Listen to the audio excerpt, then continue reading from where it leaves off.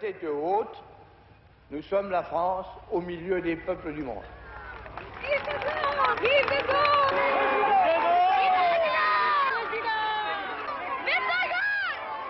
Voici au milieu de toutes ces mains tendues comme pour une amicale distribution de légendes, l'homme de ce temps sur lequel on aura probablement le plus écrit, sans parvenir à l'expliquer.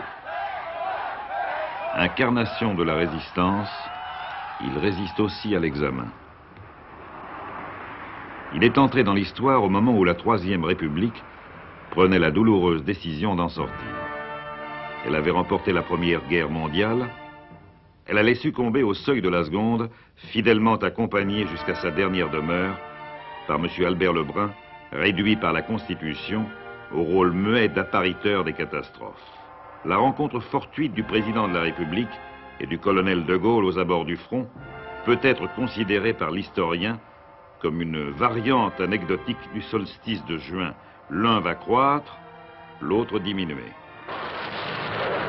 L'officier vérifiera avec une amertume sans nom la justesse des vues qu'il s'est vainement employé pendant des années à faire partager aux grandes autorités militaires de son pays.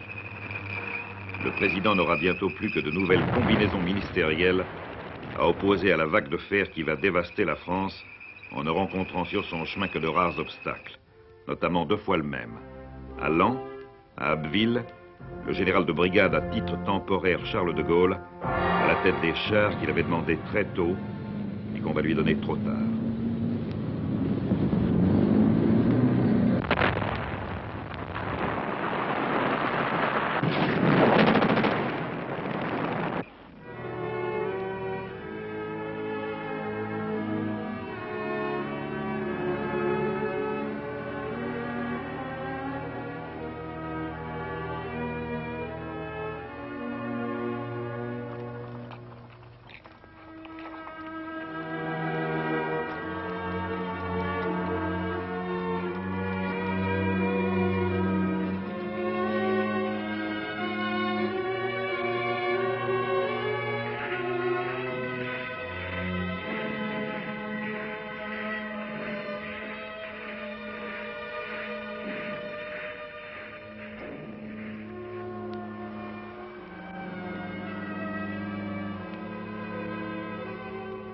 Le dernier président du Conseil de la Troisième République, M. Paul Reynaud, se souvenant de l'officier, dont il avait été à peu près le seul à soutenir les théories devant le Parlement, appellera de Gaulle au sous-secrétariat d'État à la Défense nationale.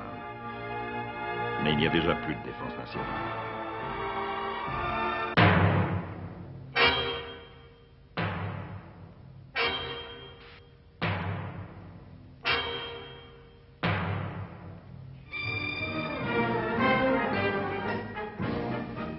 Les Allemands défilent à Paris. Il ne peut plus y avoir pour la France qu'une défense internationale. Le 16 juin 1940, M. Paul Reynaud abandonne ses pouvoirs au maréchal Pétain. Le 17, résolu à poursuivre le combat, de Gaulle vole vers l'Angleterre à bord d'un petit avion qui emporte avec lui, dira plus tard Churchill, l'honneur de la France. Il a près de 50 ans et de rares familiers sauront ce que lui a coûté la décision qu'il vient de prendre.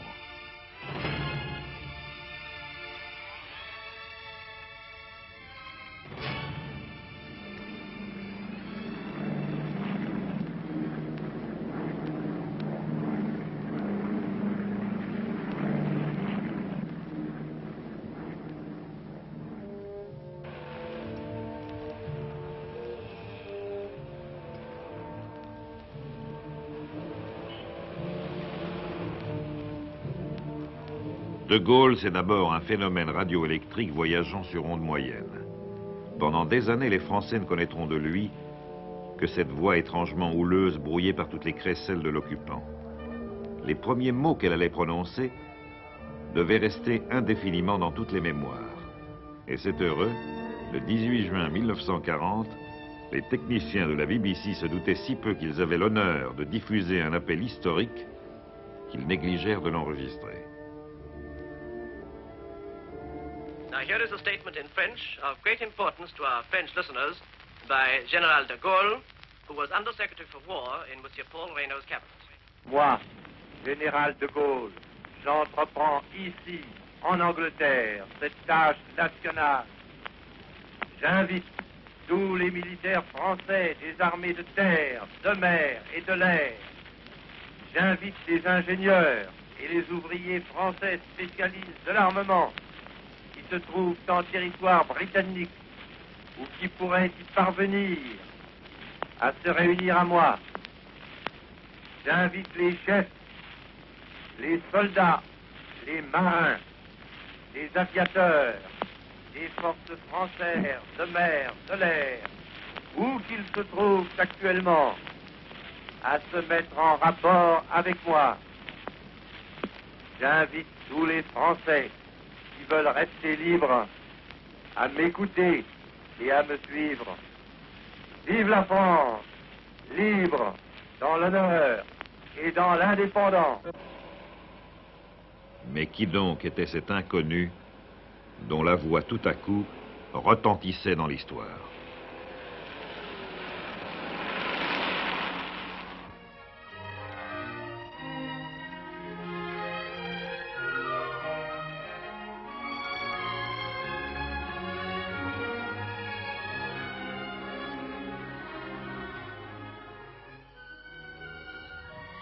Il est né le 22 novembre 1890 à Lille, dans cette demeure de la rue Princesse.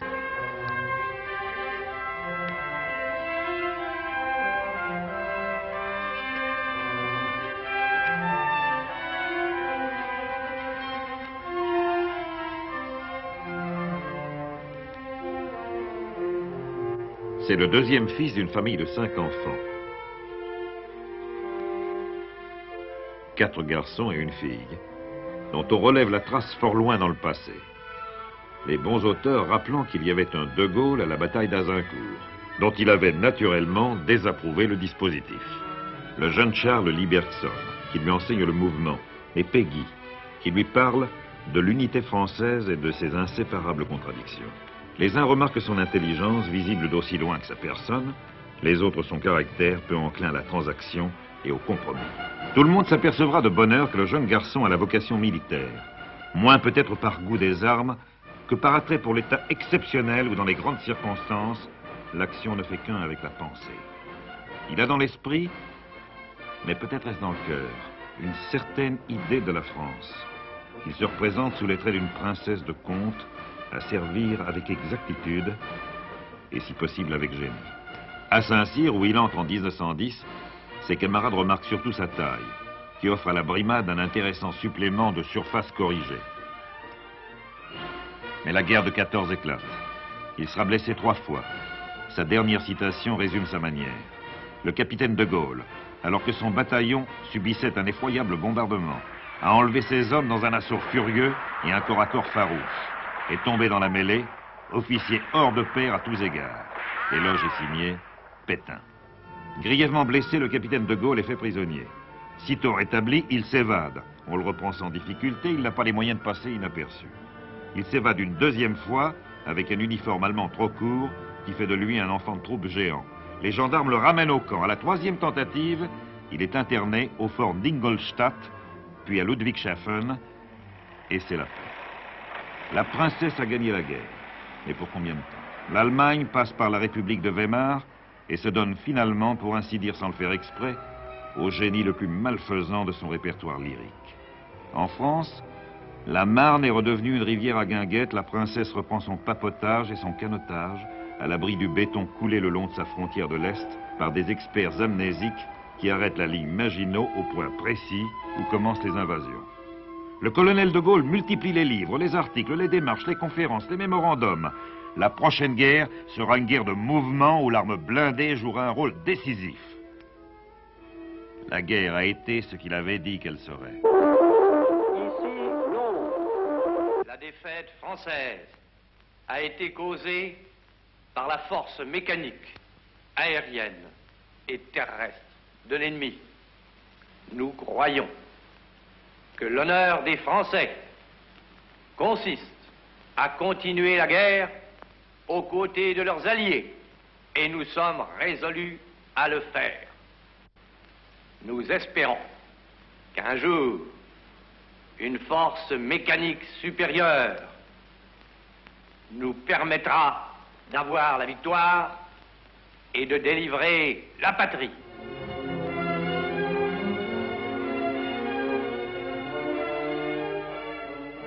Il rassemblera les tronçons d'une armée éparpillée par la foudre pour constituer les premiers contingents de la France libre.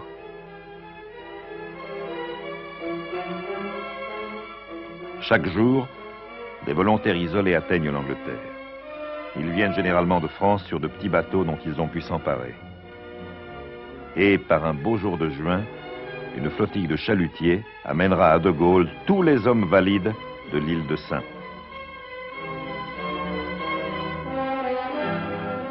Quelques petites unités navales, 3 douzaines d'aviateurs, quelques centaines de soldats, c'est ça la France libre. Fin juillet, le total des effectifs atteint à peine 7000 hommes.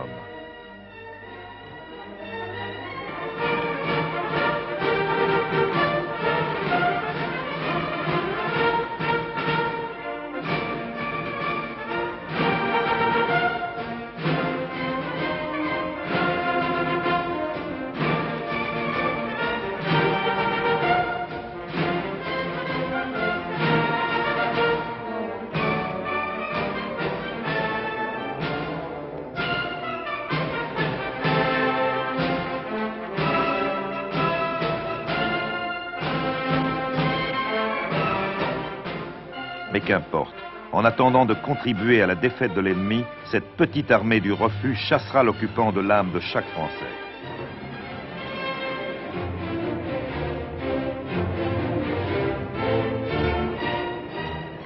Car cette guerre se déroule simultanément sur 2 plans.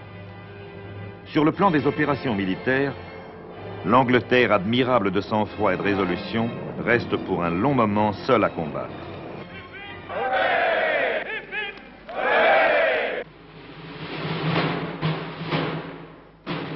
Cette guerre se déroule aussi sur le plan de l'idéologie, où l'Allemagne du sang et de la race est aux prises avec la morale.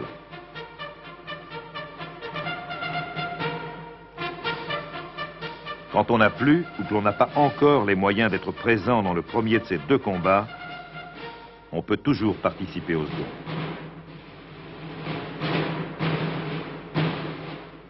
Ça s'appelle sauver l'honneur. Et ça ne plaît pas à tout le monde. Cassé de son grade, De Gaulle sera condamné à mort par Vichy.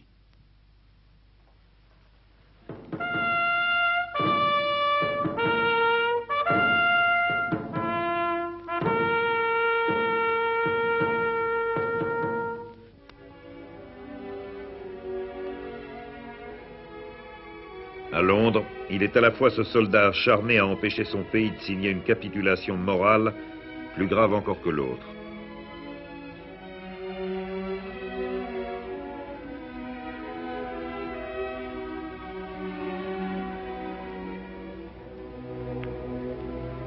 Et il est aussi ce londonien qui attend comme tous les autres dans son cottage que le dimanche passe.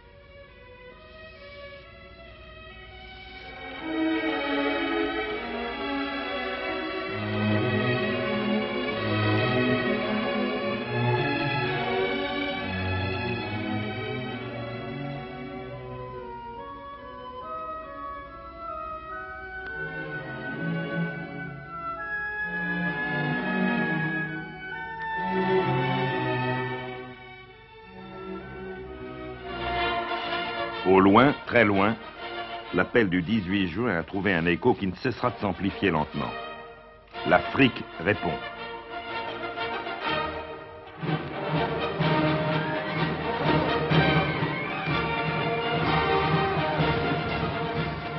Et d'abord le Tchad.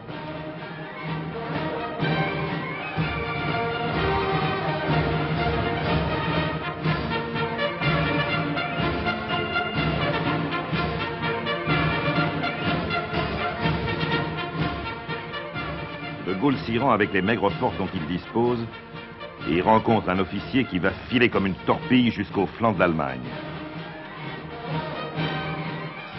Cet officier s'appelle Leclerc.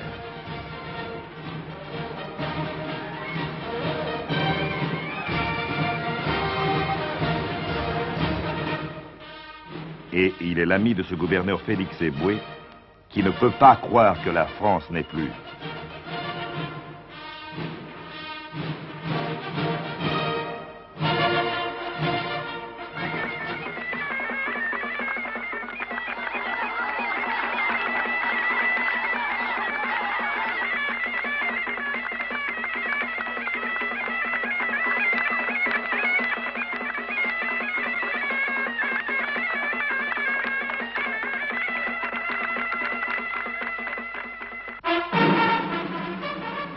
Au Proche-Orient, à Beyrouth, l'enchevêtrement des intérêts, des influences, des combinaisons politiques a créé une de ces situations inextricables qui ne peuvent être dénouées que par une idée simple.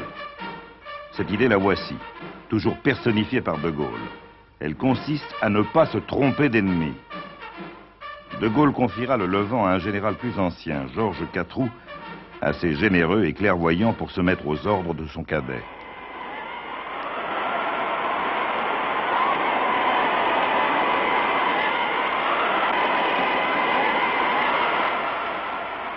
En 1941, les territoires ralliés à la France libre en Afrique et au Proche-Orient réclament une administration centrale, qui ne sera pendant quelque temps qu'un comité, le Comité national de libération, logé avec tous les pouvoirs publics dans quelques pièces d'un immeuble londonien. René Pleven, René Mayer, René Cassin, tels sont entre autres les premiers administrateurs d'une France à recommencer. Sans oublier Maurice Schumann, administrateur de l'Espérance parlée. L'événement confirme jour après jour le thème et les prédictions des appels successifs de juin 40. La guerre devient une guerre mondiale. L'Allemagne se bat sur un front de plus en plus étendu. Elle a attaqué la Russie, elle y gèle. En Afrique, elle brûle. À Bir Hakeim, une poignée de gaullistes, commandés par Koenig, résiste 16 jours à Rommel. Selon Churchill, c'est l'un des plus beaux faits d'armes de cette guerre.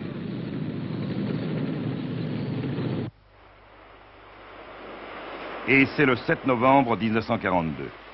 Les Anglo-Américains débarquent en Afrique du Nord pour trouver sur place une situation qu'ils auront contribué de leur mieux à rendre inextricable. Et pour commencer, les troupes de Vichy leur résistent.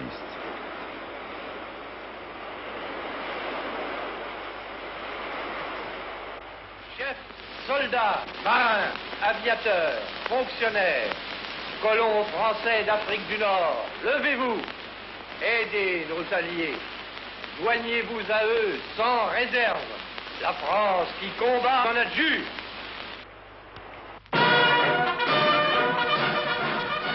Les Alliés qui entretiennent des relations diplomatiques avec le maréchal Pétain et des relations tendues avec De Gaulle, je suis trop pauvre, leur dira-t-il, pour ne pas être intransigeant, ont découvert en la personne du général Giraud l'interlocuteur idéal qui ne représente ni Vichy ni la résistance.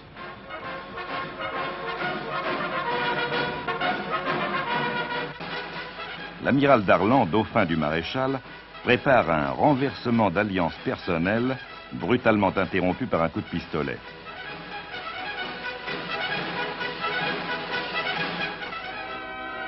Les Alliés imposent Giraud, sans qu'il parvienne à s'imposer. À la demande de Roosevelt, on organisa enfin une poignée de main pour les photographes et pour l'expédition de difficultés locales, un comité bicéphale que De Gaulle et Giraud présideront à tour de rôle. Solution transactionnelle dépourvue d'avenir.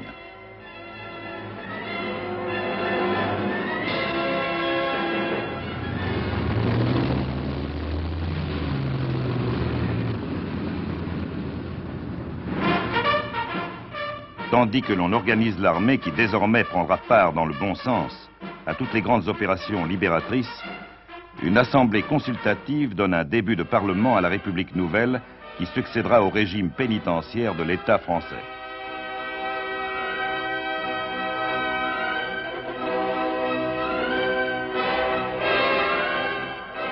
Un gouvernement provisoire complétera ce dispositif de succession. Giraud est commandant en chef.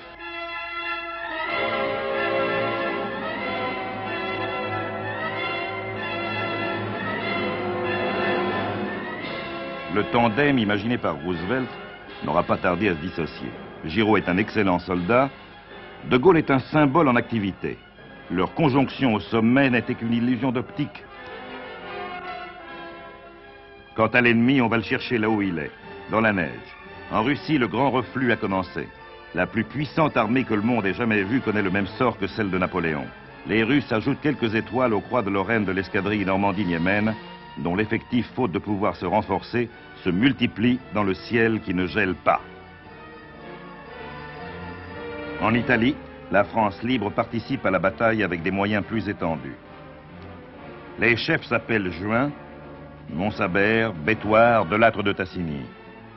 Pour la première fois de leur histoire, les Italiens voient arriver des Français par le sud.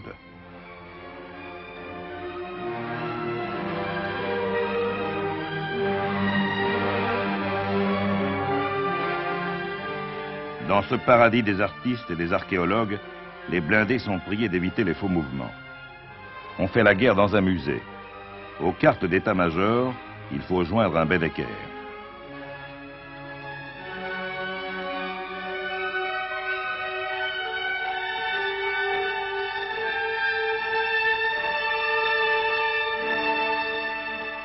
L'axe n'est plus qu'un mauvais souvenir. Ça et là, quelques éclaircies dissipent la revée du malheur étendue depuis des années sur l'Europe.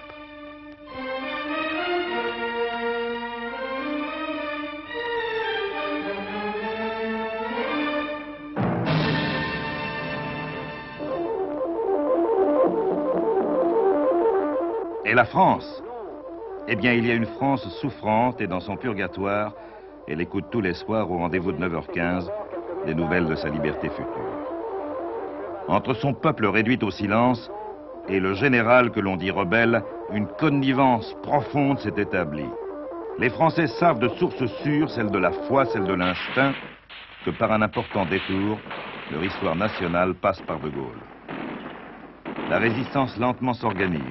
Ce ne sera jamais un parti, si ce n'est le parti de la France, siégeant dans les maquis et dans les prisons, décimé dans le combat du plateau des Glières et sur les pentes sanglantes du Vercors.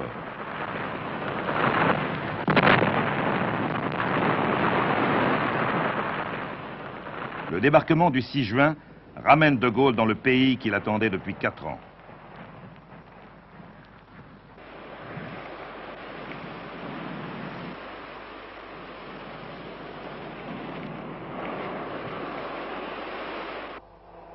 D'abord à Courseulles.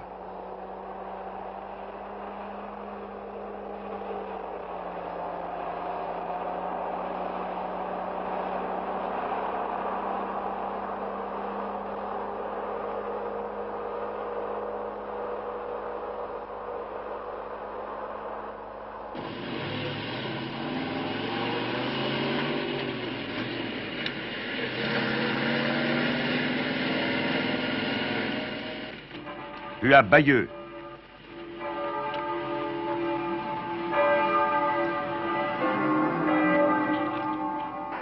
La joie monte comme une irrésistible marée. L'ennemi ayant emporté la collaboration dans ses bagages, la France connaît un rare moment d'unité dans le parfait désordre des grandes heures nationales.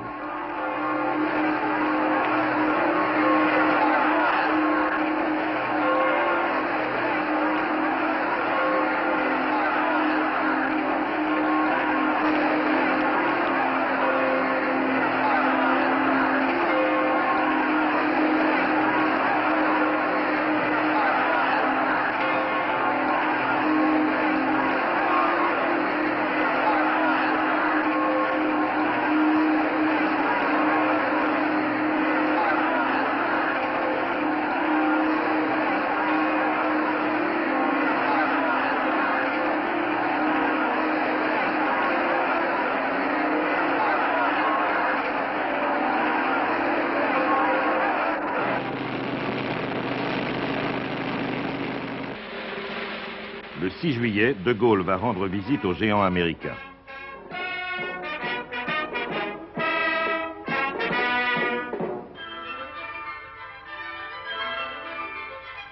Il est accueilli par Roosevelt à la Maison-Blanche comme un allié.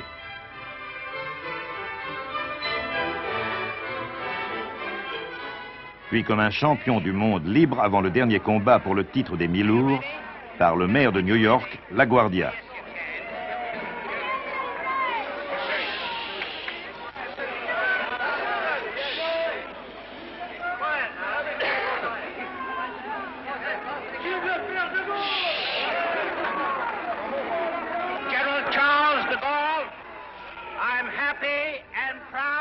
Je suis heureux et fier de vous accueillir à New York. Vous qui êtes le symbole de la France au combat, de la France libre.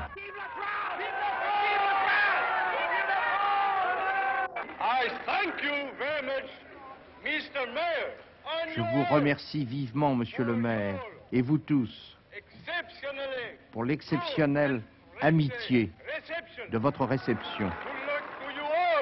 Bonne chance à vous tous, hommes et femmes qui luttaient pour la démocratie, pour la liberté, pour la victoire.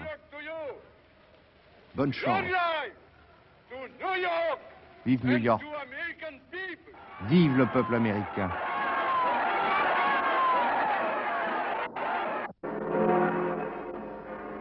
Mais c'est à Paris que les victoires se mettent en parole et en musique populaire. Et dès lors, il n'est plus que de laisser la place aux images, qui évoquent tour à tour les journées révolutionnaires d'antan, le bal public et la levée en masse. Les chars de Leclerc et le soulèvement des Parisiens ont contraint l'occupant à capituler.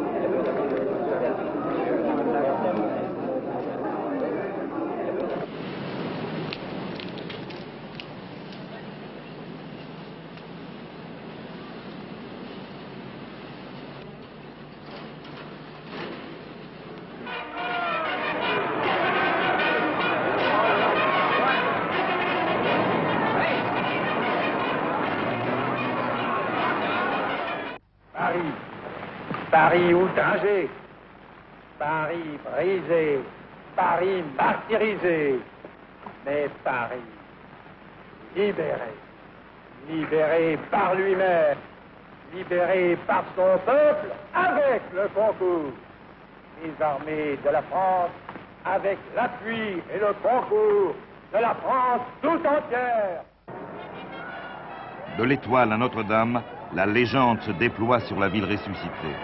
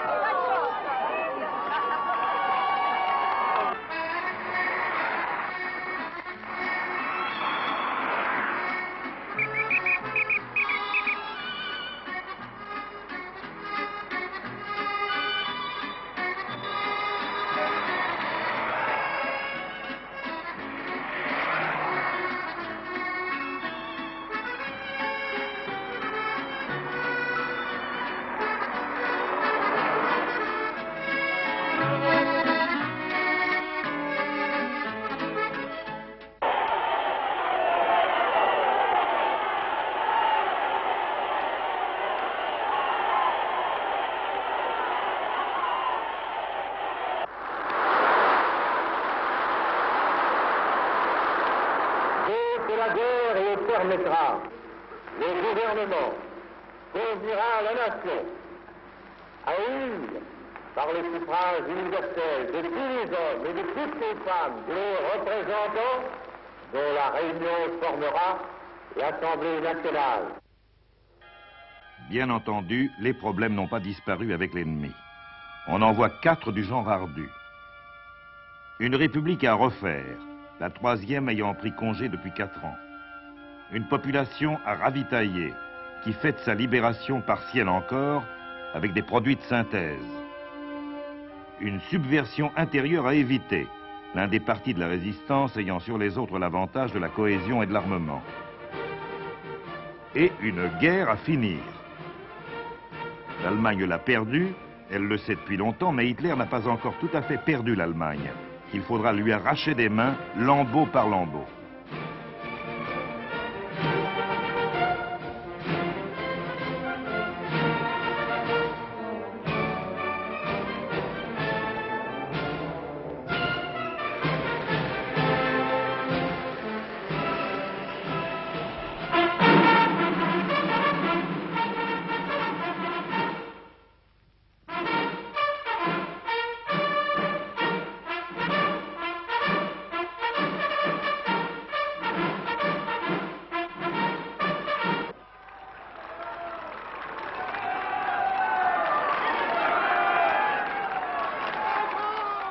Le pays se reconstitue, non sans secousse ni injustice. La France libre redevient la France tout court, mais elle n'a pas encore repris les habitudes et les aises de la liberté. À chaque occasion fournie par l'événement ou le calendrier, la libération recommence.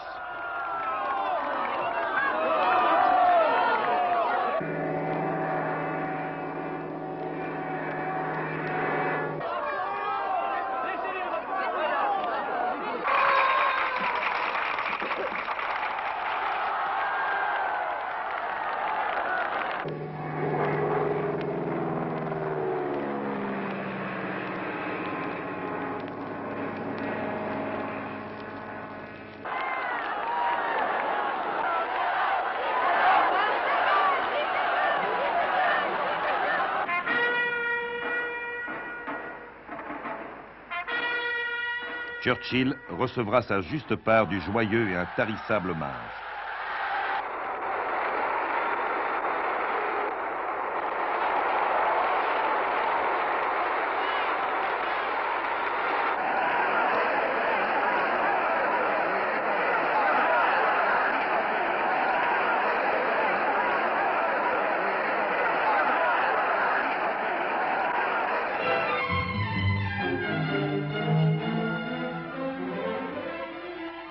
Mais la guerre n'est pas encore terminée. L'Alsace n'est pas encore délivrée. Les chars de Leclerc à la pointe des armées alliées s'en chargeront.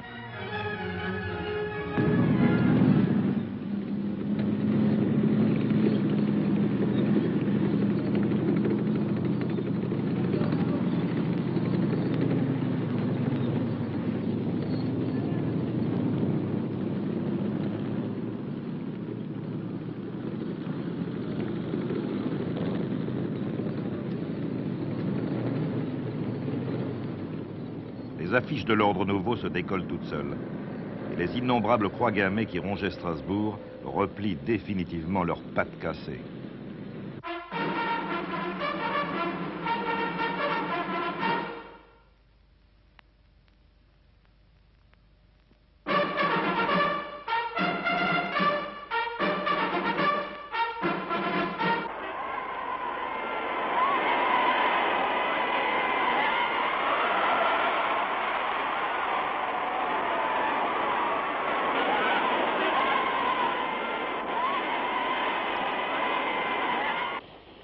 En décembre 1944, De Gaulle ira signer à Moscou une alliance des plus traditionnelles.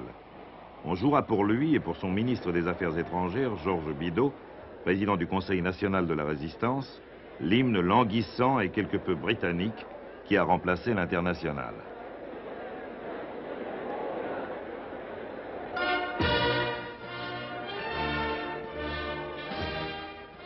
Monsieur Molotov n'est pas encore le monsieur Niet des conférences internationales.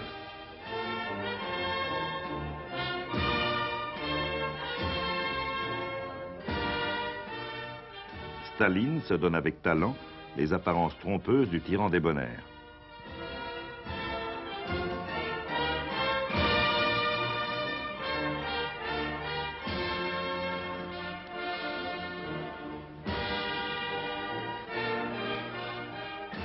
Et la guerre n'en finit plus de finir.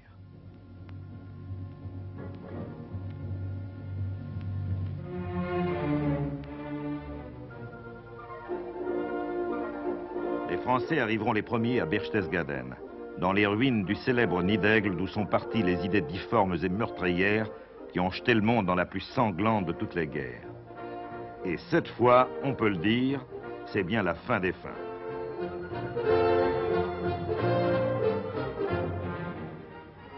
Adolf Hitler a terminé sa carrière dans l'embrasement prévu. Les filets alliés ne ramènent plus que de jeunes recrues d'âge scolaire ou de vieux combattants qui cumulent la retraite militaire et la retraite civile.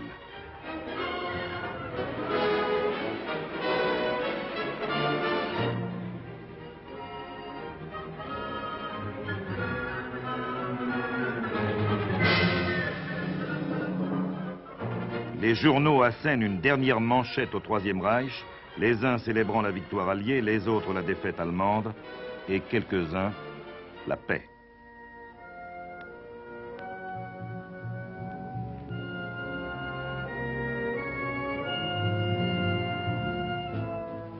À Potsdam, le 9 mai 1945, un peu moins de 5 ans après les prophéties de juin, les généraux allemands signent la capitulation de leur pays.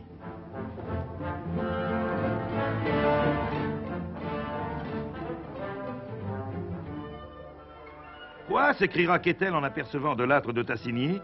La France aussi? Oui, la France aussi.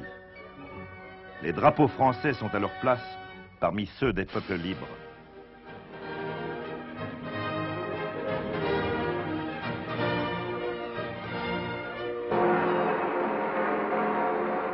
Et comme de juste, Paris va fêter l'événement pour la 4e et la 5e fois.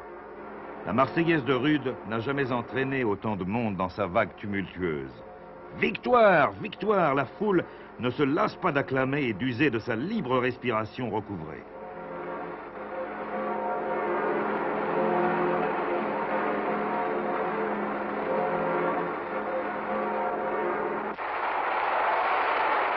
La guerre est gagnée. Voici la victoire. Le commandement français était présent et parti à l'acte de capitulation. L'Allemagne est abattue et elle a signé son désastre.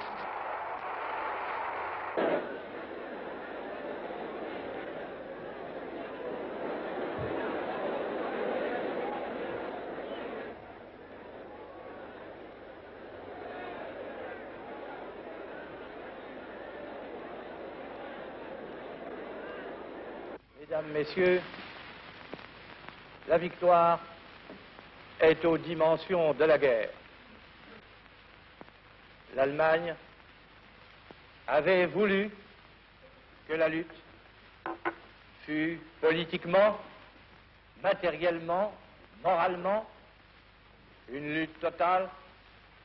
Il fallait donc que la victoire fût une victoire totale. Cela est fait. En tant qu'État, en tant que puissance, en tant que doctrine, le Reich allemand est complètement détruit. Une chose est certaine, la France a engagé dans cette guerre tout ce qu'elle était. Elle a joué non seulement son existence en tant que nation, mais encore le destin physique et moral de chacun de ses enfants, et elle a gagné la partie. La politique reprend ses droits en attendant avec une certaine impatience de reprendre ses habitudes. On vote pour rebâtir des institutions que tout le monde veut républicaines, sans que tout le monde voit la République de la même façon. L'entreprise constitutionnelle réserve des déboires.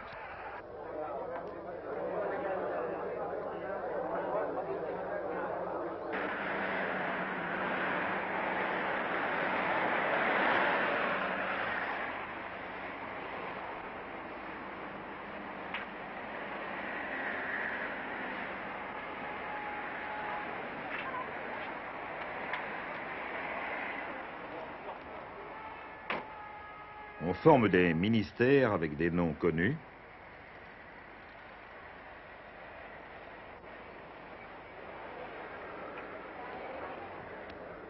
Moins connus. Ou célèbres. Et l'on fait de rechef la France perdue et retrouvée, avec Eisenhower, commandant en chef des forces alliées, décoré par de Gaulle sous l'Arc de Triomphe. Et l'on redescend une fois encore vers les chevaux de Marly, sous la rafale des vivats.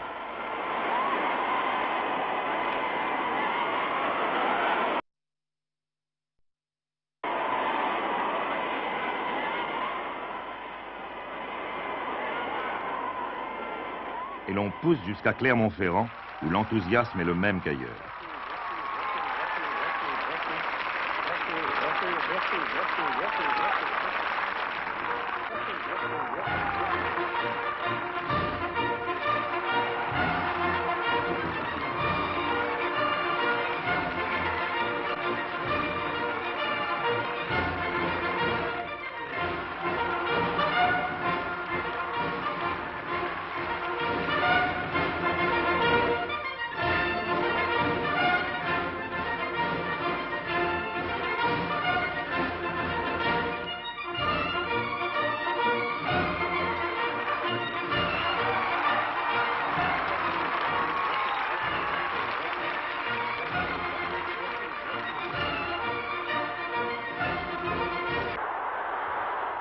Mais si grand que soit le prestige du général et le respect qu'inspirent les services qu'il a rendus, déjà les vieilles divisions reprennent le dessus.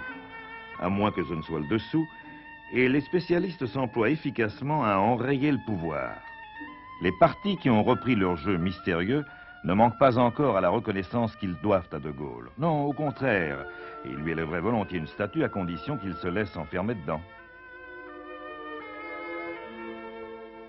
Il préfère s'en aller. Le 20 janvier 1946, après avoir rendu la liberté aux autres, il reprend la sienne. Sa décision étonne les Français, qui n'en connaissent pas les motifs, et stupéfie le milieu politique, qui les connaît très bien.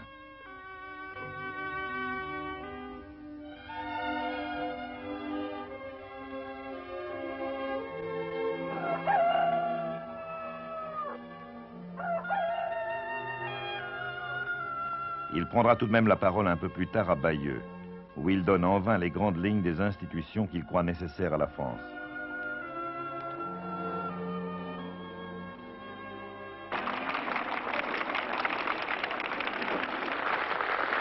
Du Parlement ainsi composé de deux chambres, il est clair que ne peut pas et ne doit pas procéder le pouvoir exécutif, sous peine d'aboutir à cette confusion des pouvoirs qui aurait pour résultat que le gouvernement de la France ne serait bientôt plus qu'un assemblage de délégations. Au chef de l'État, la fonction de promulguer les lois et de prendre les décrets, parce que c'est vis-à-vis de l'État tout entier que ceux-ci, comme ceux-là, engagent les citoyens.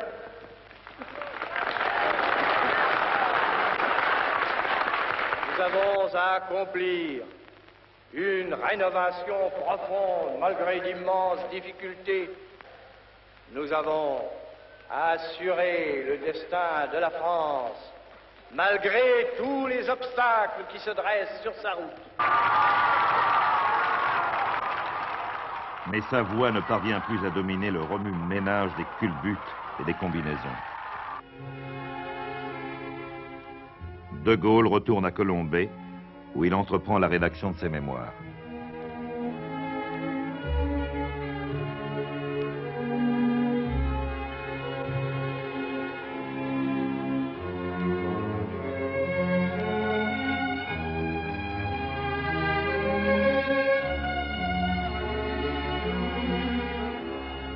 l'homme du 18 juin revêt sa solitude comme un vieux manteau familier.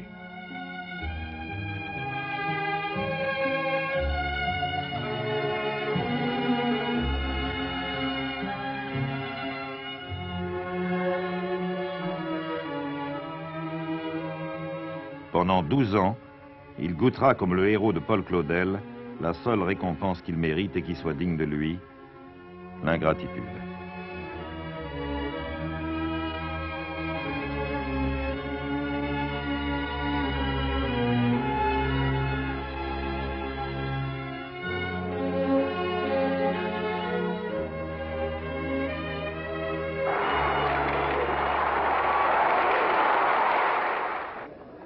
Pendant ce temps, à Paris, la 4e République expérimente un système conçu pour sa propre ruine.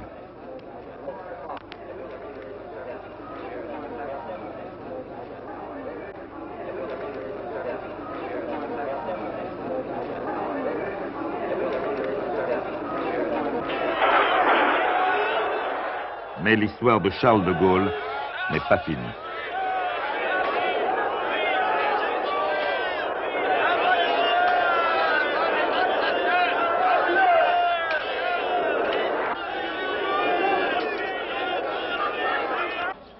Le 13 mai 1958, un deuxième péril national le rend aux Français.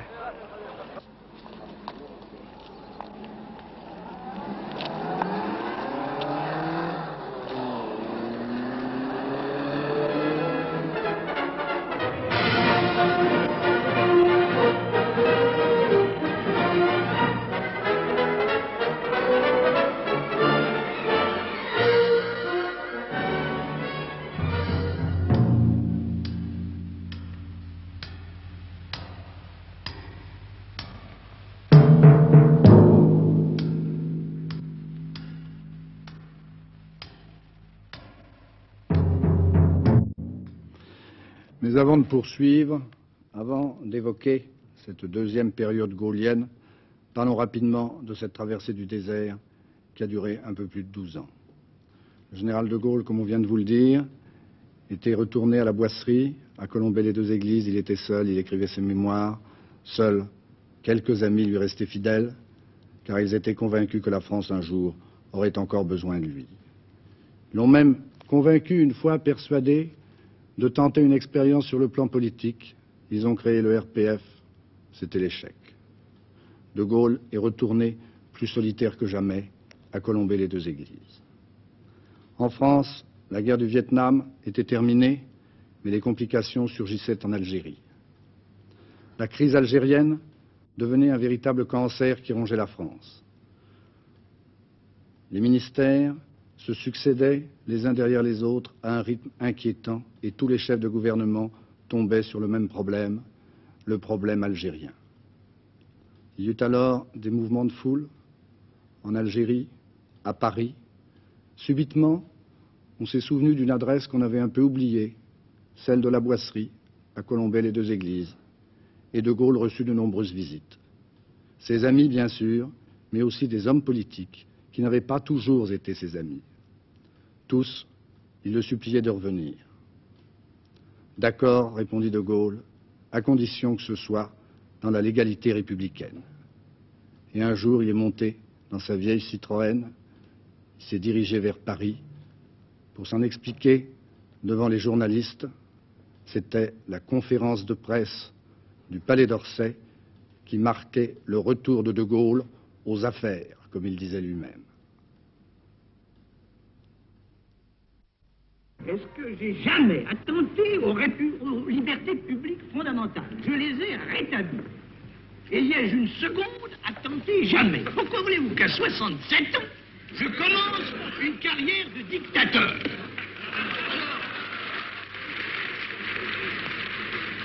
La République. Il fut un temps où elle était reniée, trahie, par les partis eux-mêmes. Et moi, j'ai redressé ses armes, ses lois, son nom. J'ai fait la guerre pour obtenir la victoire de la France, mais je me suis arrangé de telle sorte que ce soit aussi la victoire de la République.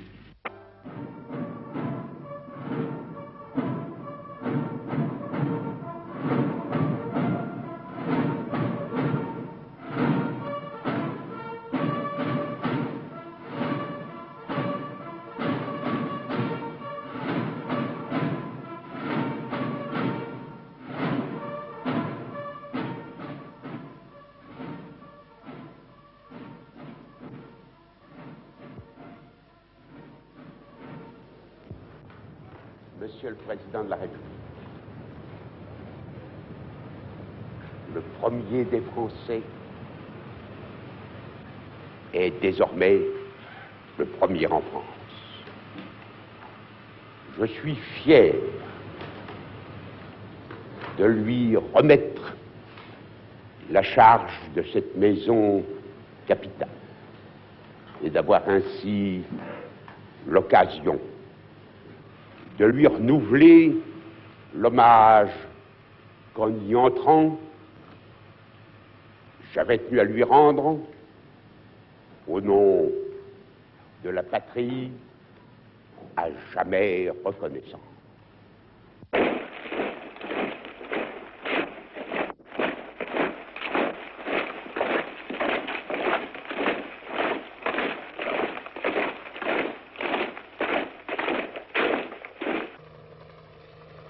En Algérie, la guerre en 4 ans a eu tout le temps de s'installer et tous les jours des jeunes gens tombent sur cette terre que l'on ne se résigne pas à dire étrangère. Dans les montagnes et dans la plaine, dans les maquis et dans les villes, quadrillage et ratissage sont les deux servitudes quotidiennes d'une armée qui ne peut quitter le terrain conquis sous peine d'avoir à le reconquérir.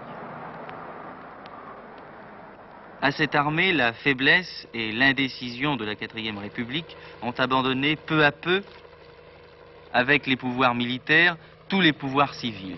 On ne distingue plus le soldat et l'administrateur, les pouvoirs séparés par la loi sont confondus par les nécessités contradictoires de l'assistance et de la répression, le militaire est juge, préfet, quelquefois maître d'école.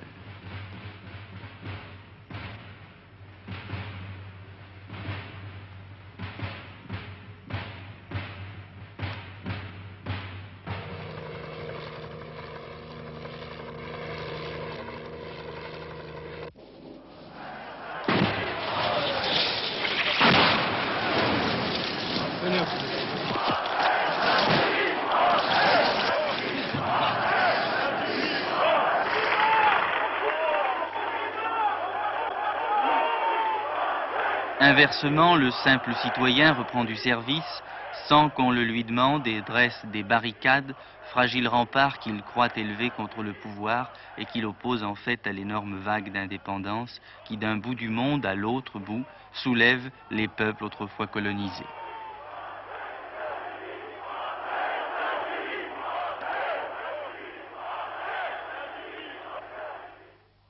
Cependant, l'armée, du moins dans certains de ses cadres, menace de devenir une armée politique. Un an après ces barricades, c'est le putsch, la tentative de coup d'État. L'armée vous parle. Vous avez devant vous les généraux Schall, Jouot et Zeller. Le 13 mai, l'armée française avait fait le serment solennel. Mais cette fois, il y a un État.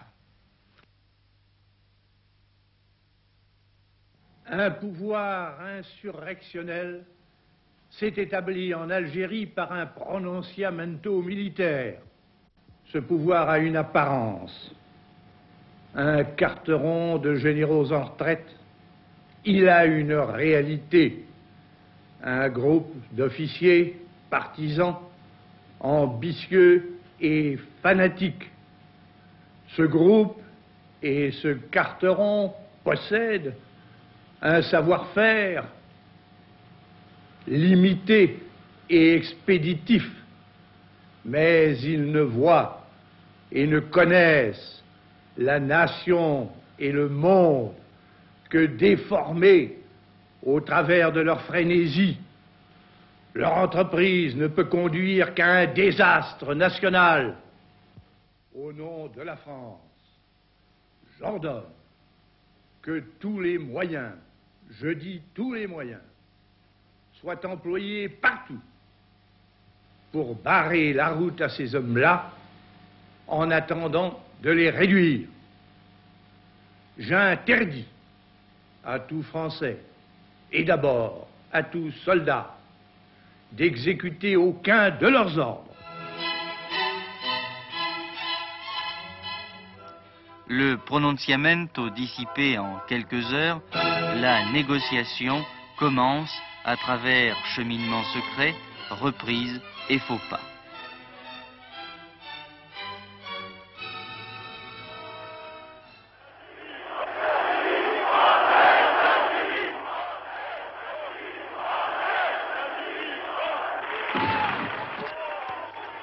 Mais la révolte continue sous le drapeau noir d'une armée secrète qui s'emploie à maintenir en état de mobilisation permanente une population européenne placée devant une terrible échéance et qui sent sa terre natale se dérober sous ses pas.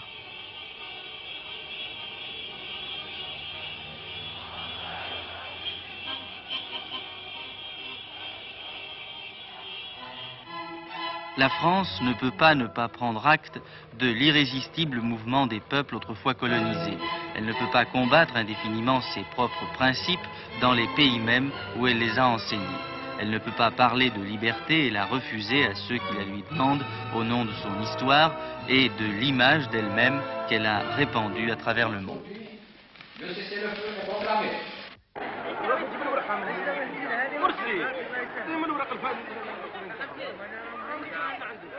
Le scrutin d'autodétermination, où l'on verra ces aimables isoloirs ambulants faire une entrée timide encore dans les bureaux de vote, sera confirmé par 90% des Français.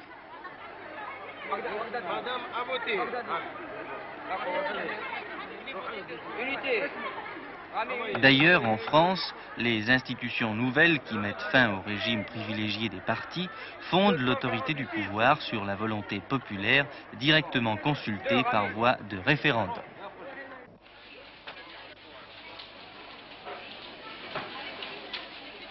Quelques années de stabilité ont permis d'enlever à la monnaie nationale 2 zéros superflus, ce franc simplifié, encore qu'il complique quelquefois les additions de la ménagère qui compte ce qu'elle reçoit en francs nouveaux et ce qu'elle dépense en francs anciens, a en tout cas rendu à la France, dégagée de la majeure partie de ses dettes, une certaine liberté de mouvement.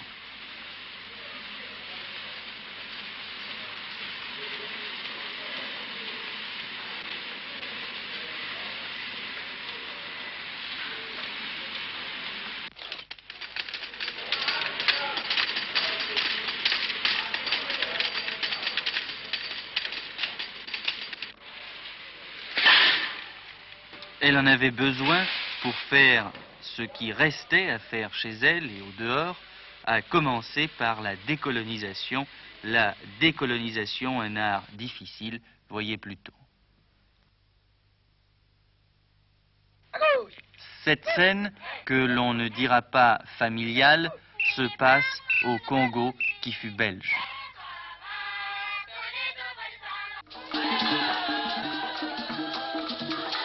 Elle aurait pu se passer ailleurs, par exemple dans l'un de ces 13 pays d'Afrique où nous avons su éviter 13 guerres coloniales supplémentaires accompagnées de 13 occasions de guerre civile.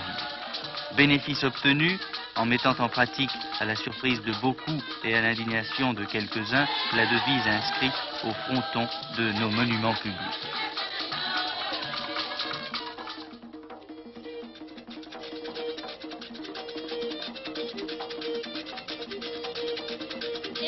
Bénéfice obtenu en cessant d'imposer nos ancêtres à des gens qui avaient les leurs, en aidant ces hommes à être eux-mêmes et non plus les ombres de notre présence, en allant en amis plutôt qu'en tuteurs chez ces malgaches tout pleins de bienvenus ensoleillés.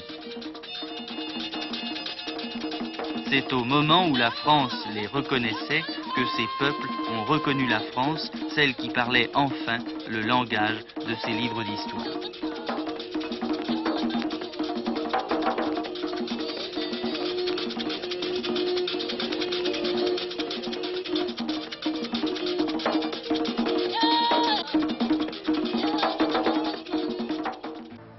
Et tandis que nous mettons fin à nos guerres, le monde, partagé à Yalta, continue la sienne, connue sous le nom de guerre froide.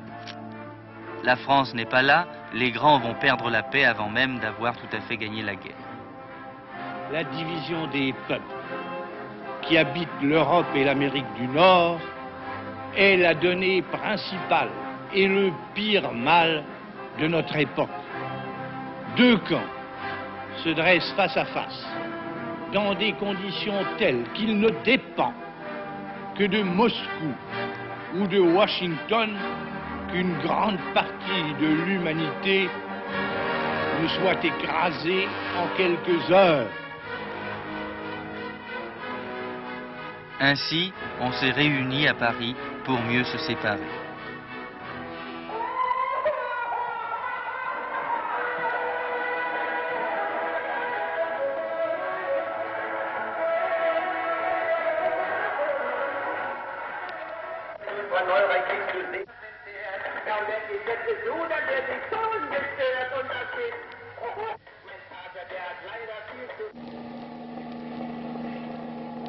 Après avoir partagé le monde en deux blocs, à l'image de la bombe atomique, les experts en situation catastrophique ont complété le dispositif en installant à Berlin, coupé en 4 et chargé de soldats en état d'alerte continue, une sorte de détonateur relié à l'Allemagne occidentale par le fil dénudé d'une ligne de communication périodiquement court-circuitée par les Russes. On s'étonne encore que l'ensemble de cette surprenante réalisation diplomatique n'ait pas sauté. Tandis que Khrouchtchev, dans les assemblées internationales, joue le rôle bruyant de l'opposant systématique, la France peut-elle regarder les deux blocs atteindre leur masse critique sans se donner les moyens d'une certaine autonomie politique? Nous avons pris la route et nous suivons notre plan. L'effort de recherche, d'invention, de réalisation que comporte par lui-même l'armement atomique, introduit dans notre vie scientifique, technique et industrielle un ferment très efficace. Nous voici arrivés au stade des résultats. Ainsi s'ouvre devant nous la perspective d'une carrière de dissuasion, parce que attaquer la France, pour qui que ce soit, cela reviendrait à subir des destructions épouvantables. Naturellement, le total des mégatonnes que nous pourrons lancer n'équivaudra pas au total de celles que l'Amérique et la Russie soviétique sont en mesure de déchaîner. Mais à partir d'une certaine capacité de destruction atomique, et pour ce qui concerne la défense directe d'un pays, la proportion des moyens n'a pas de valeur absolue.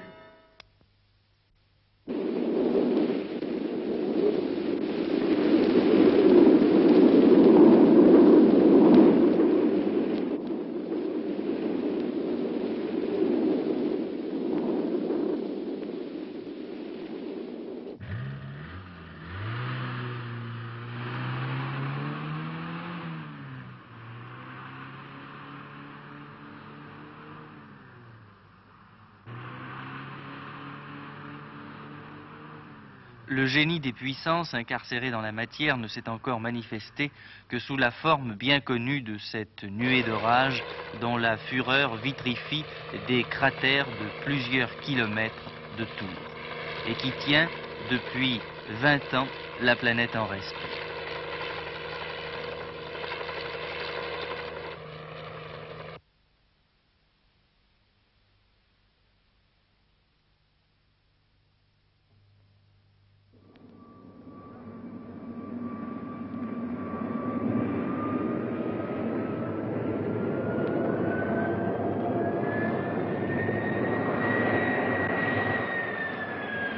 Instruite par l'expérience de deux guerres qui lui ont coûté autrefois une jeunesse et naguère 4 ans de liberté, la France se donne une force de dissuasion que l'on dira inutile, ce qui, tout le monde l'espère, restera éternellement à démontrer. Il est en perche-position. Ok, reçu. Mais les 10, pouvez-vous descendre un petit peu, s'il vous plaît? Ok, affirmatif. Les 10, voulez-vous passer un peu en arrière, légèrement? Ok. Il est à 1 mètre. Avancé de 40 cm. 57, prêt pour contact. Ça coule? Affirmatif, ça coule. Mais les 10, pourriez-vous rester encore 1 ou 2 minutes? Ok, affirmatif. De toute façon, ce n'est pas sa force de dissuasion, c'est sa force de persuasion retrouvée que la France va déployer.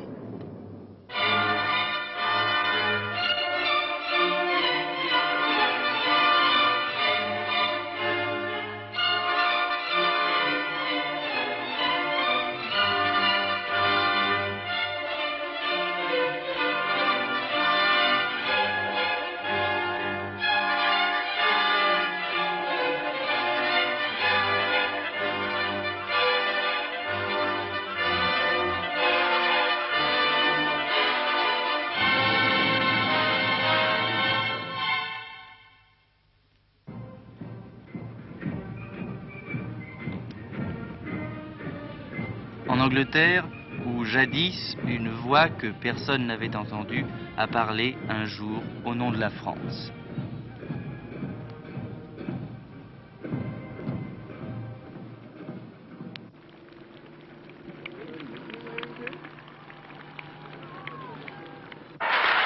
Aux États-Unis, qui savent gré à De Gaulle de leur avoir rendu une alliée valide et qui ne sont peut-être pas fâchés de n'avoir à verser pour une fois que du papier blanc sur un visiteur européen.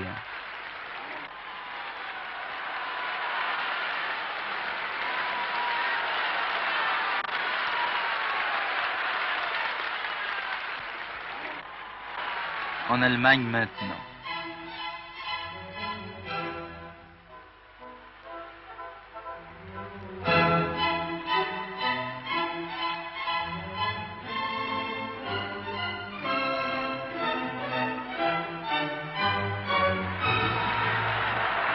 Es ist mir eine große Freude und eine große Ehre, in Ihrem Lande empfangen zu werden. Zunächst, weil ich es besonders begrüße, mit den leitenden Männern Deutschlands unmittelbar in Berührung zu kommen. Denn in der Welt von heute haben unsere beiden Völker ein umfassendes und bedeutsames Werk gemeinsam zu vollbringen.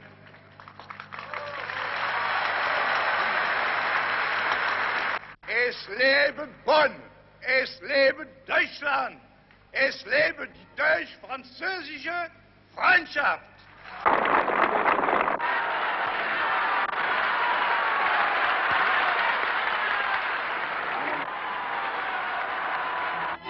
Et l'on voit les deux voisins s'asseoir à la même table pour signer, ailleurs que dans un wagon, autre chose qu'un armistice. 3 guerres ont pris fin ce jour-là.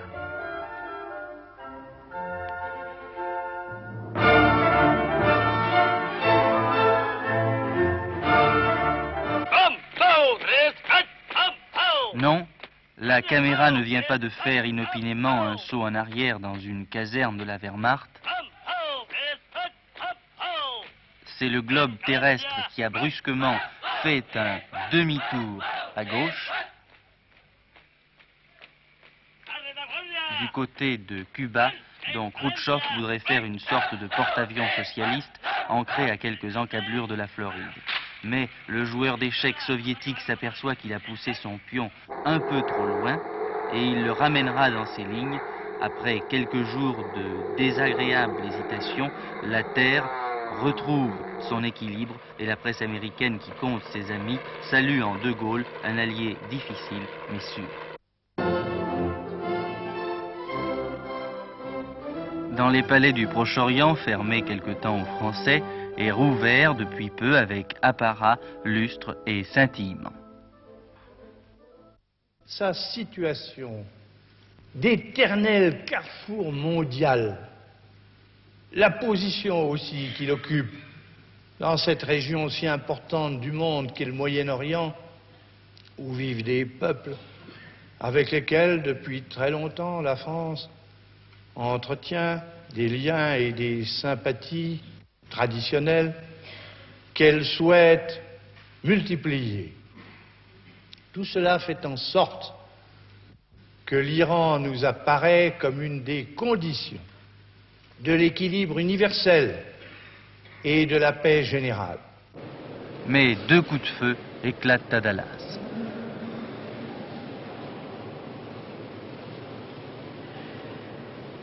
Dans l'intervalle de stupeur qui suit les imprévisibles sentences de l'absurde, on n'entendra plus que le pas ralenti des hommes, le grincement de la roue sur la pierre, l'envol d'un sanglot dans une cathédrale de silence. On verra ce qu'on n'avait jamais encore vu, des Noirs pleurer un Blanc nommé John Kennedy, prier pour son repos, chanter doucement pour lui dans leurs églises. Mais l'histoire, qui ne retient jamais longtemps son souffle, après s'être arrêtée quelques secondes tout de même sur ces visages d'enfants qui regardent fuir une espérance, passe de l'autre côté de la terre où elle est attendue depuis 15 ans.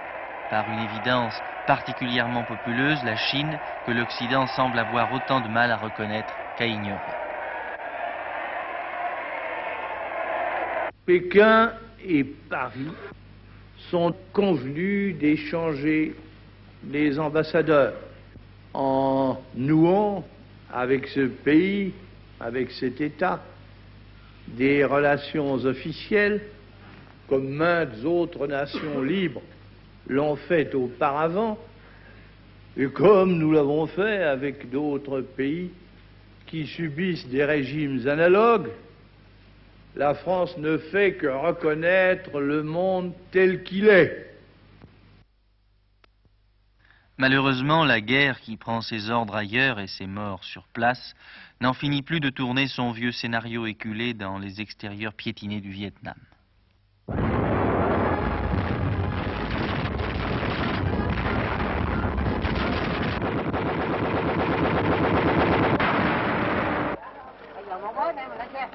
Mais la France, qui sait de quoi elle parle, propose une solution politique.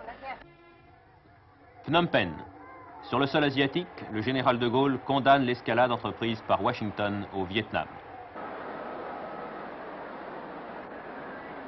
La France considère que les combats qui ravagent l'Indochine n'apportent par eux-mêmes et eux non plus aucune issue. Suivant-elle, s'il est invraisemblable que l'appareil guerrier américain puisse jamais être anéanti sur place, d'autre part, il n'y a aucune chance pour que les peuples de l'Asie se soumettent à la loi d'un étranger venu de l'autre rive du Pacifique, quelles que puissent être ses intentions et quelle que soit la puissance de ses armes. Bref, si longue et dure que doivent être encore les preuves, il est certain aux yeux de la France qu'elle n'aura pas de solution militaire.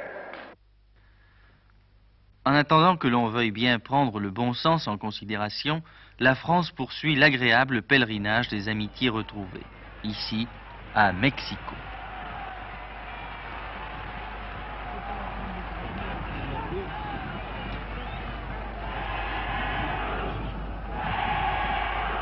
Ces foules accourues illustrent à leur manière enthousiaste ce que l'on appelle dans certains comités la politique d'isolement du général.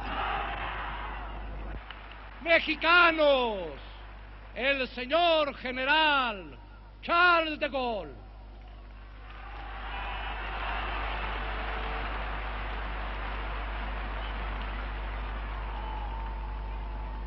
Gracias, señor presidente. Mexicanos, traigo a México el saludo de Francia.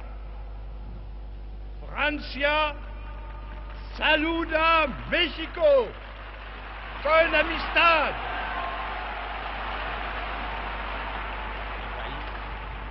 Francia saluda a México con amistad.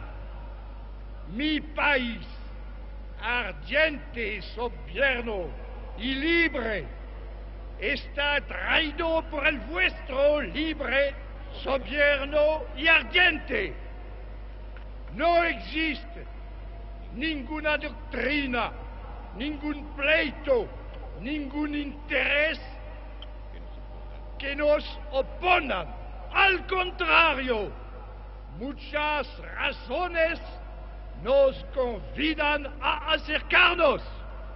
Nada es más importante que la cooperación de dos países como los nuestros, que ayer escucharon el mismo ideal, que hoy siguen el mismo camino y que para mañana se sienten llamados a un mismo porvenir. He aquí pues lo que el pueblo francés propone al pueblo mexicano: marchemos la mano en la mano y viva México.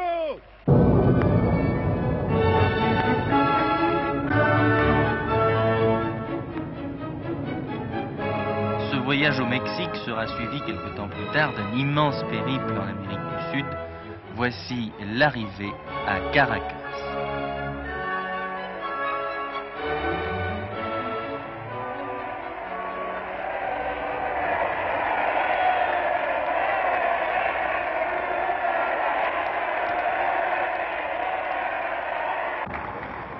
Pour bien apprécier avec la chaleur de l'accueil la valeur du contraste, il faut se rappeler qu'hier, les délégations de l'Amérique latine à l'ONU se voyaient obligées de voter contre nous 1 ou 2 fois par mois.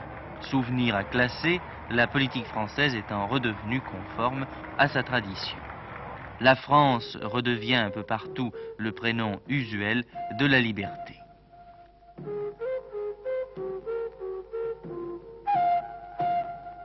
Et l'on offre à son représentant banderole, acclamation, fanfare villageoise.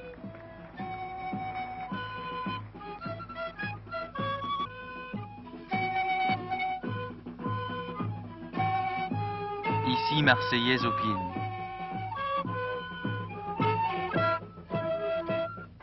Bolivia como Francia mira hoy hacia el progreso, porque sois un pueblo orgulloso, valiente. El pueblo francés tiene plena confianza en vuestro destino. ¡Viva Bolivia!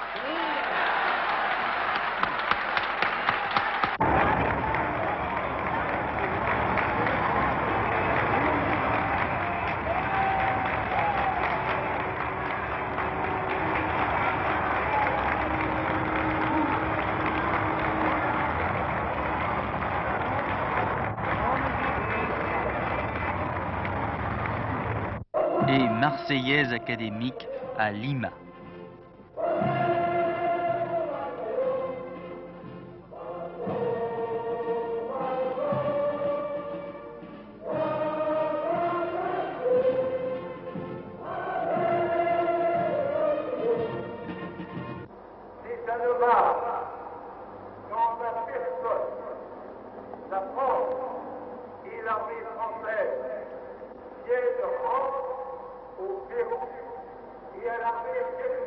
Où, curieusement, la marche de la 2e DB donne son élan à ce pas de parade.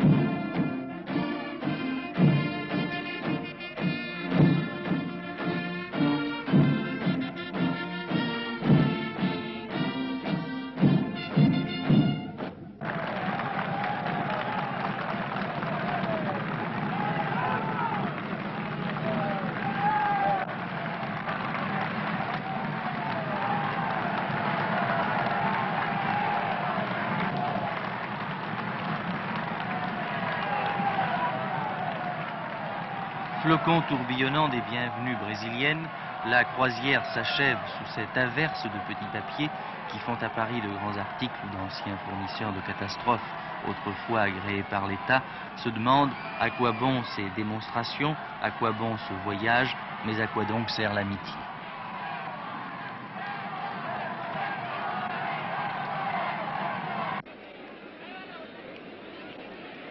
Ce qu'il adviendra de votre pays et ce qu'il adviendra de vous-même intéresse au premier chef le peuple français. Pourquoi? D'abord en raison de l'amitié plus que séculaire qui nous lie par-dessus l'océan. Et puis aussi parce que la France considère que le destin de l'Amérique latine, et spécialement celui du Brésil, sont des éléments décisifs dans le progrès général et l'équilibre mondial, et par conséquent dans la paix.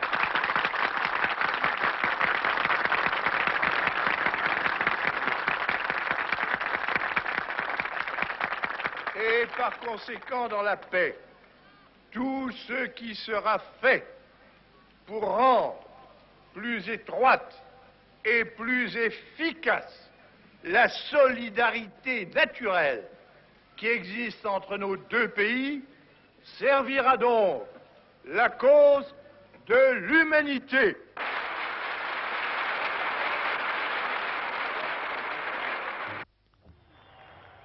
En 1967, au milieu d'une foule en délire, c'est l'inoubliable voyage au Canada. Le Québec, qui fait partie de la grande famille francophone, signe avec la France de multiples accords de coopération. La minorité française du Canada doit elle aussi voir ses droits reconnus et admis. Qu'emporte de cette réunion inouïe de Montréal un souvenir inoubliable. La France entière sait, voit, entend ce qui se passe ici. Et je puis vous dire qu'elle en vaudra mieux. Vive Montréal, vive le Québec. Vive le Québec libre.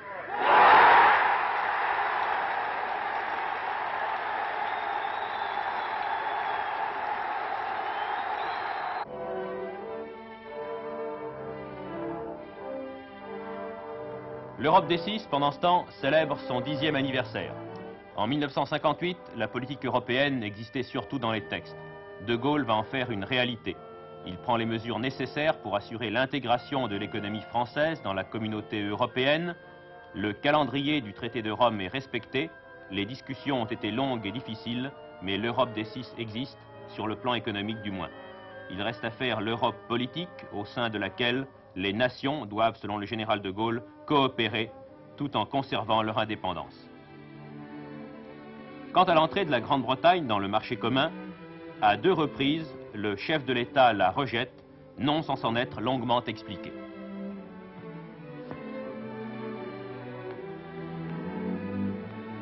Et de savoir si la Grande-Bretagne, actuellement,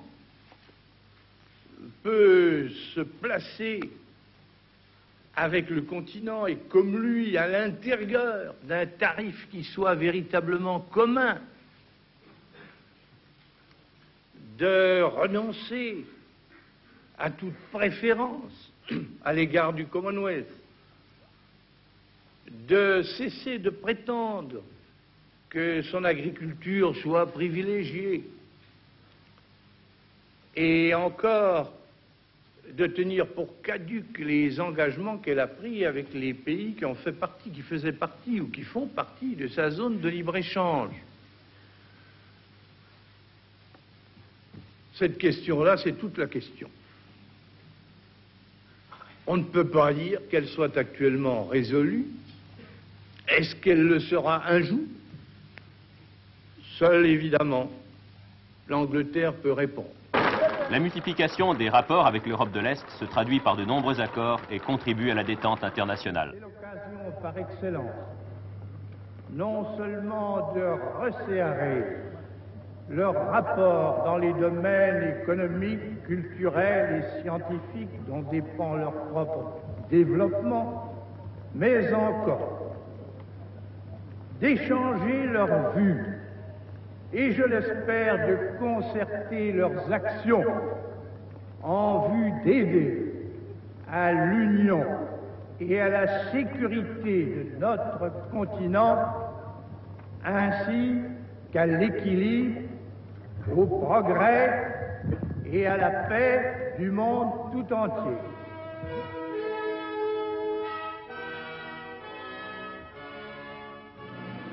Au Proche-Orient, où la guerre est une menace permanente, le général de Gaulle lance des appels à la modération. Il condamne l'attitude d'Israël en juin 1967, lors de la guerre des 6 jours, et après les représailles israéliennes contre l'aéroport de Beyrouth, il met l'embargo sur les fournitures d'armes, ce qui ne manque pas de provoquer de nombreuses réactions à travers le monde.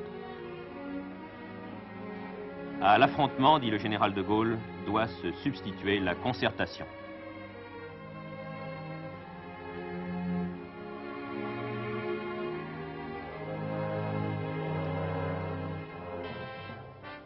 À l'initiative de la France, les représentants des 4 grands vont se rencontrer à New York pour essayer de trouver une solution au problème du Proche-Orient et préserver la paix.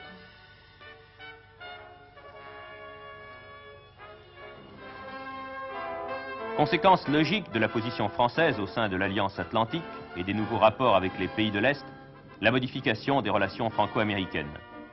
Celles-ci passeront par diverses phases, marquées notamment par l'attitude française envers la prédominance du dollar et l'hégémonie américaine au sein du monde occidental. Mais en 1968, les liens se resserrent à nouveau. Ce rapprochement est confirmé un peu plus tard, lors de l'arrivée de Richard Nixon à la Maison-Blanche. Et le président américain déclare « De Gaulle croit que l'Europe doit être indépendante. Franchement, je le crois aussi. » Dernière manifestation officielle et internationale du président de la République française, dimanche 30 mars 1969. Le voyage à Washington pour un ultime adieu à un vieux compagnon d'armes. De tous les héros de la Deuxième Guerre mondiale, un seul vit encore aujourd'hui, symbole d'un passé inoubliable.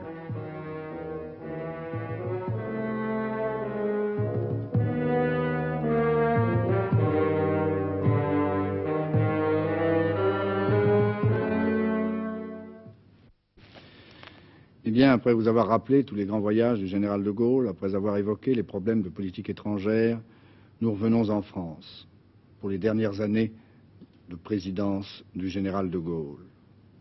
Nous revenons même un peu en arrière. La chronologie ne sera peut-être pas strictement respectée, mais après tout, qu'importe la chronologie ce soir, elle n'a pas besoin d'être rigoureuse.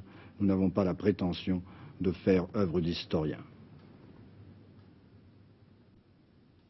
1965, c'est l'élection présidentielle. Le comité central du Parti communiste français a décidé unanimement de soutenir la candidature de François Mitterrand en tant que candidat d'union de tous les partis de gauche et organisations démocratiques sans exclusive. Devenu le 9 septembre candidat unique de la gauche, François Mitterrand affronte Jean Le Canuet, le centriste, Jean-Louis Tixier-Vignancourt, l'avocat, Pierre Marcillaci, le sénateur, et la candidature isolée de Marcel Barbu. De Gaulle, lui, n'annonce que le 4 novembre qu'il sera candidat. Au premier tour, le 5 décembre, participation record, 15% d'abstention seulement. 10,5 millions de voix pour le général de Gaulle, 7,6 millions pour François Mitterrand.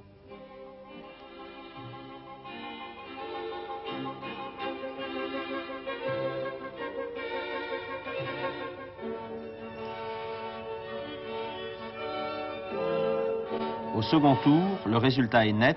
Le général de Gaulle l'emporte avec 55% des suffrages contre 45% à François Mitterrand. Le second septennat commence.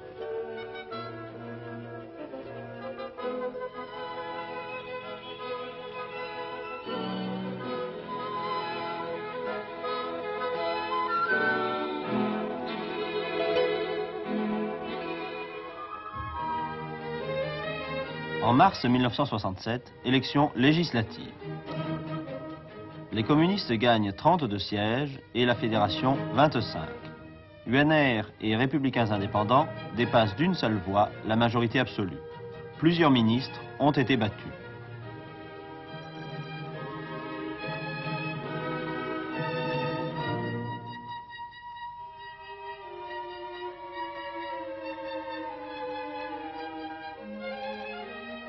M. Georges Pompidou étant Premier ministre, le gouvernement est remanié par l'installation de Louis Joxe à la justice, Alain Peyrefitte à l'éducation nationale et Christian Fouché à l'intérieur. 1968 sera une année cruciale. C'est la première fois que nous voyons cela. C'est-à-dire que, de fait, ici, nous occupons la Sorbonne. En mai, la révolte d'une minorité d'étudiants contestataires se propage comme une traînée de poudre, entraîne les ouvriers à cesser le travail et paralyse le pays. Nul n'a oublié comment la fermeture de Nanterre, celle de la Sorbonne, les heurts et les bagarres ont débouché sur les barricades du quartier latin, puis sur le déchaînement des violences.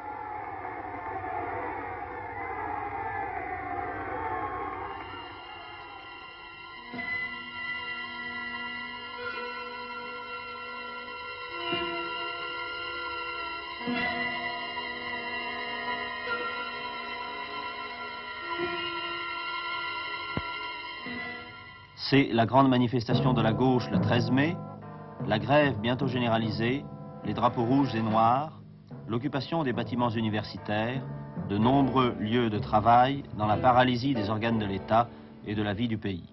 Le spectre de la guerre civile apparaît. Le chef de l'État redresse le 30 mai, en s'adressant 4 minutes à la nation par radio, une situation qui paraissait désespérée.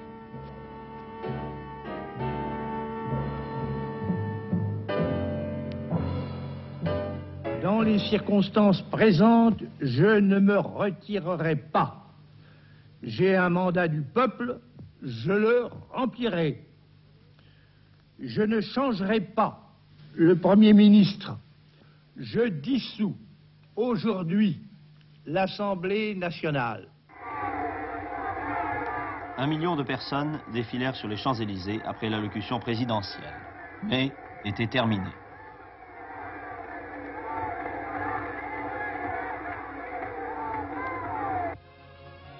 Les élections législatives firent entrer d'un seul coup au Palais Bourbon plus de députés élus sous la même étiquette qu'aucune chambre n'en avait jamais comporté. 358 gaullistes.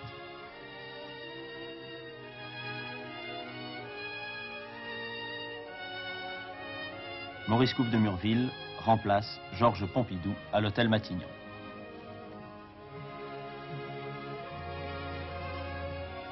Edgar Faure fait voter par un parlement unanime le 13 novembre la loi d'orientation universitaire qui bouleverse les structures de l'université traditionnelle en accordant aux étudiants la participation à la gestion et aux décisions.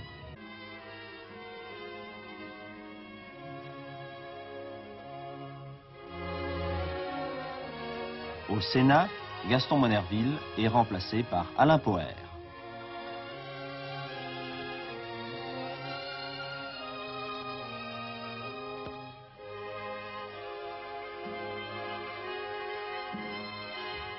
Pendant ce temps, C'est à la participation que se consacre le général de Gaulle. Il prépare un référendum sur la régionalisation.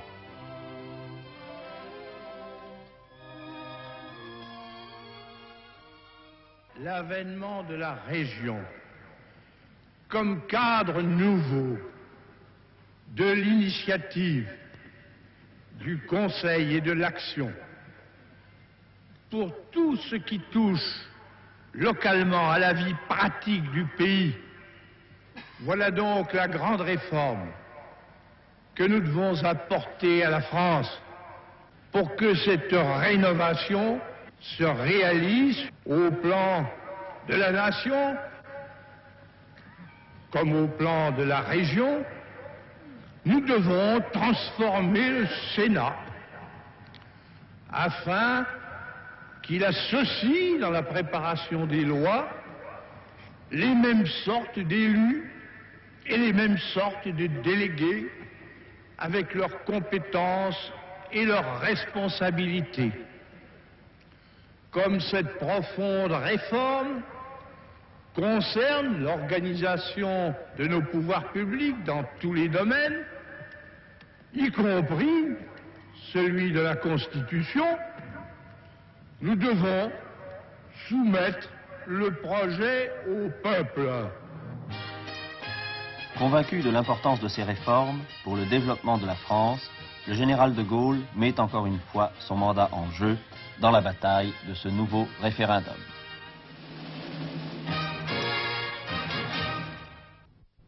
Votre réponse va engager le destin de la France parce que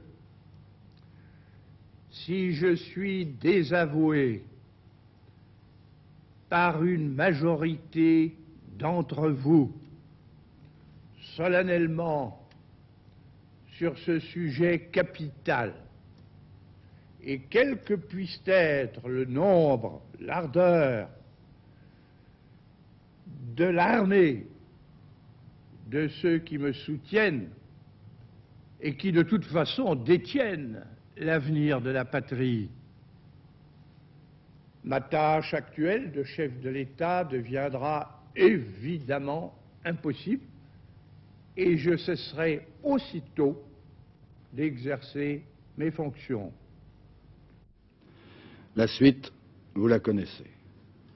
Le lendemain du scrutin, la France se réveille surprise de son propre verdict et à l'étranger, on ne comprend pas très bien ce qui s'est passé. On ne comprend pas comment un chef de l'État a mis son mandat en jeu alors que personne ne lui demandait sur un référendum qui risquait de lui être fatal. On parle même de manœuvre politique. Le général de Gaulle repart pour Colombey. Il proclame à plusieurs reprises sa volonté de quitter définitivement les affaires et ses adversaires admettent rapidement qu'il ne s'agit pas du tout d'une manœuvre politique, que c'est une véritable volonté. Le général de Gaulle retourne à son métier d'écrivain. Il ne viendra même pas à Paris, de peur d'être accusé de s'immiscer dans les affaires politiques françaises. Il restera à la Boisserie, à Colombey. Il se permettra simplement 2 voyages à l'étranger, un en Irlande, l'autre en Espagne.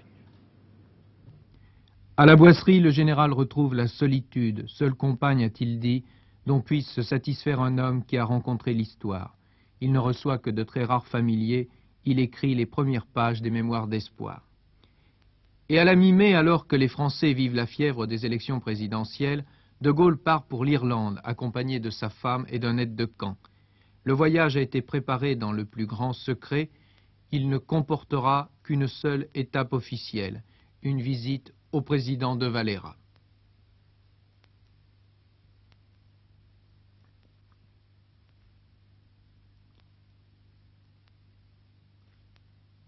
Pour désigner le nouveau chef de l'État français, de Gaulle votera par correspondance. Et le 18 juin 1969, pour la première fois depuis la Libération, le chef de la France libre ne sera pas au Mont Valérien, au milieu de ses compagnons. Jamais non plus il n'occupera le bureau qu'on lui a préparé à Paris, avenue de Breteuil. Il fera un autre voyage en Espagne au mois de juin. Il volera de Parador en Parador, de Saint-Jacques de Compostelle à Grenade. À Madrid, il rencontrera Franco. Il traverse la grande terre catholique au milieu des voitures de touristes. Il foule de son grand pas assuré les jardins de l'Alhambra parmi des estivants qui le reconnaissent. Jamais il ne rompra le silence qu'il s'est imposé.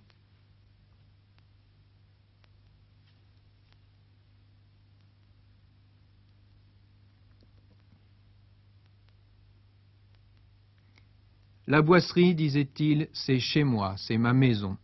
J'y embrasse les fonds sauvages où la forêt enveloppe le site, comme la mer bat le promontoire. De Gaulle, maintenant, se plaît à conter l'histoire qu'il a façonnée. Il fait éditer ses discours et messages, puis le mois dernier, le premier tome des Mémoires d'espoir, le renouveau. 250 000 exemplaires sont enlevés en quelques jours.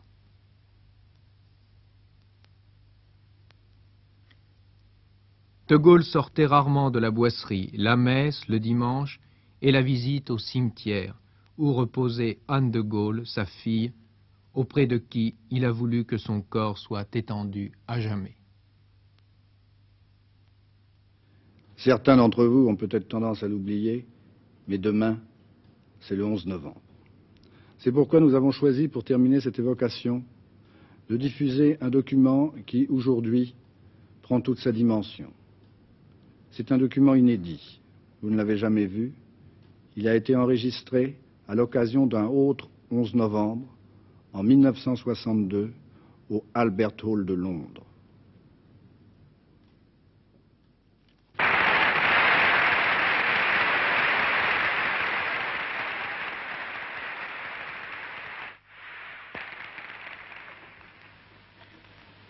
Messieurs, Mesdames, je dis que la résistance française, négativement et positivement, a fait échouer le plan politique de Hitler.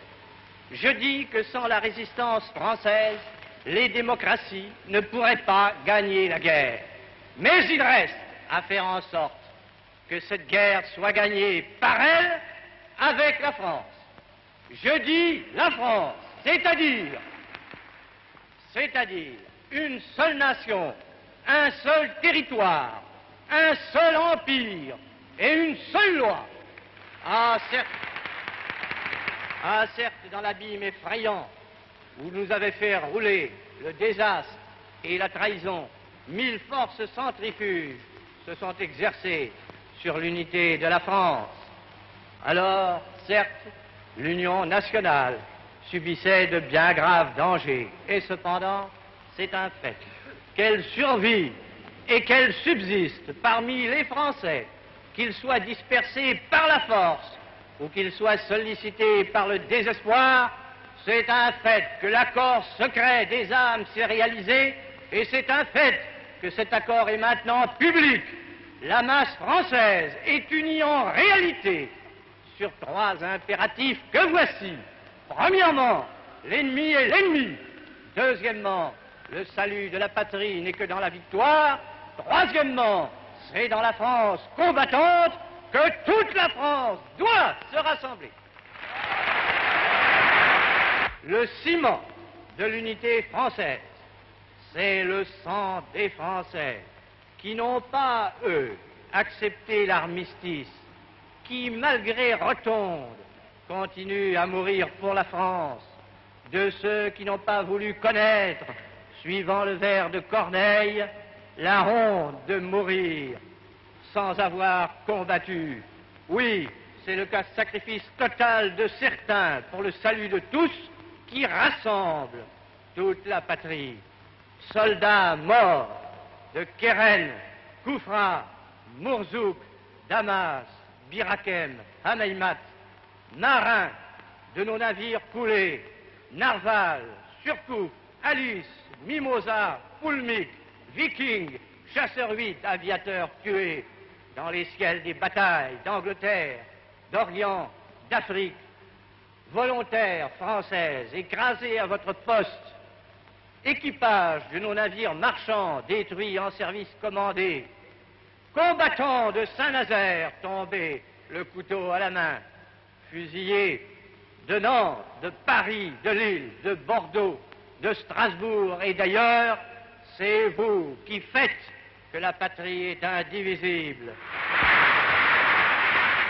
La France est rassemblée dans une seule volonté et dans une seule espérance. La France tout entière, à la seule exception des traîtres. Eh bien, de même qu'ici, nous nous trouvons réunis, des milliers de Français, des milliers de Françaises, de tous les pays de chez nous, et dont la réunion donne comme une image de la patrie elle-même. De même dis-je que nous nous trouvons réunis côte à côte, dans un même acte de foi, sous le signe immortel de notre croix de Lorraine. Ainsi, soyons-en sûrs, la France sera rassemblée tout entière dans le dernier effort qui l'attend, un seul combat pour une seule patrie.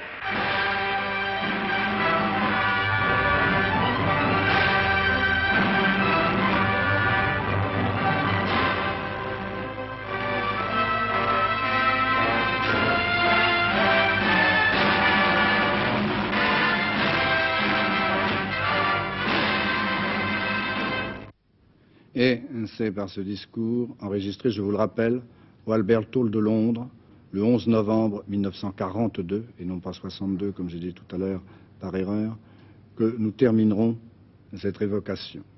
Cette évocation consacrée à la vie d'un homme qui a connu une destinée d'une grandeur exceptionnelle.